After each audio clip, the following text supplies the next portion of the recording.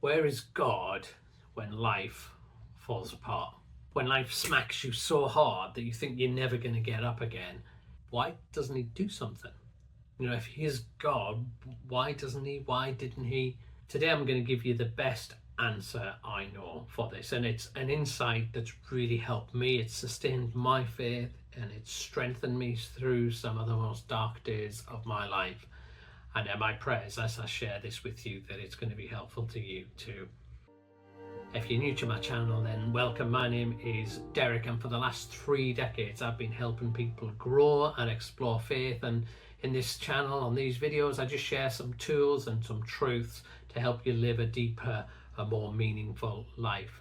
Suffering never leaves us the same, does it? I mean, for some people it destroys faith that we have. For others it prevents them coming to faith. I remember a couple whose baby was stillborn, and they asked me to do their funeral. I mean, it was just a little service. It was outside. There was the mum and dad there, sister and brother and me, and that was it. It was such a solemn and heartbreaking experience. And they were people of faith, but I know that their faith was deeply damaged and affected by that experience of suffering. But for other people, suffering and difficulty gives birth to faith. Some people come to faith through it, or their faith gets stronger because of it. But whether we get better or worse through it, all of us have this question about why, and where is God, and why doesn't he do something? Why doesn't he do what we think he should do in those situations? And I know I've prayed those questions myself, and I know that other people come to me with them. And when they do, I usually give them this as the answer, because reading the Bible and journeying with Jesus for decades, it's the best answer that I've got. And in a sense, I've got 2 answers. And the first answer is, I don't know where God is, and I don't know why he doesn't. I don't fully understand. In answer 2, I'm going to give you something really helpful, but it starts from a place of not knowing fully. I can't fully grasp the mystery of God, and that for you is good news. Because if I could give you a fully answer that had it nailed, that knew exactly what God does and why he doesn't do this, and could understand the complexity of God, then as brilliant as I am, and I'm not really brilliant, that was a joke, but it shrinks God down to the size of my brain. And so when I'm always helping people and giving them insights, it's always partial of saying partly, actually, I don't know, I don't fully have all this sussed out. There's some things that I wonder myself. But the second answer that is helpful is this. And this is the most useful truth that I've found when it comes to the whole idea of tough times and walking through difficulties. And it comes from something Jesus said, that while he was on the cross and he was dying, getting crucified, he shouts out this prayer.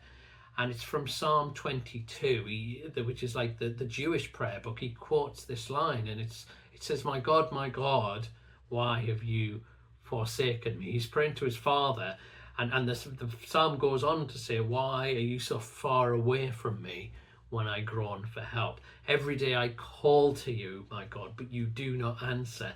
Every night I lift my voice, but I find no relief." And this blows me away, because Jesus on the cross, and he's absorbed with the physical pain of a horrific death, but he's also experiencing spiritual pain and spiritual suffering. And so as Jesus dies there, it says in Isaiah that all our suffering and all our pain and all our sins, everything that's wrong in our lives, gets laid on him. So I know that times my life has been so difficult and painful, but that's only part of my life. And if I was to take all the suffering and all the pain and all the guilt and all the shame and all the things I've done wrong the whole of my life and crammed it into one moment of an experience, that it would crush me. But it says that Jesus has all that on him, but he also has all your suffering and pain and guilt, all the things you've done wrong, the things that have been done wrong with you, all the historical things, things like the Holocaust and World War II and the suffering here and there and this and that. I mean, we could just list a whole bunch of horrific things. Just pick up the paper today and it says all that's wrong with the world now and in the past and in the future. It says it all got laid on Jesus. And it was too much for him to bear, that he cried out as if he'd felt abandoned by God. And here's the thing that blows me away, that Jesus felt abandoned by God because of suffering and going through a tough time, of experiencing guilt of other people and shame and things that he felt that.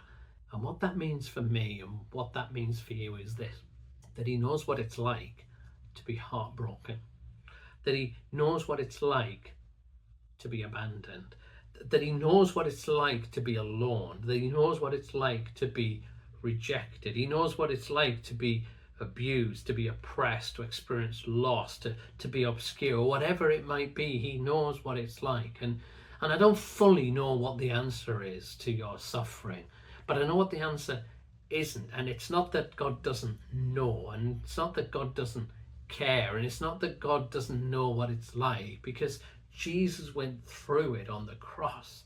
I can remember a number of years ago, I'd spoken about this at a church, and there was an elderly couple who'd been faithful members of the church for decades, and they'd had all sorts of responsibilities. One of those people who were just spiritual giants. They'd done loads of stuff in church, but now their health was such that life was really difficult. And so I would go to visit them regularly. And this time I'd went to visit them.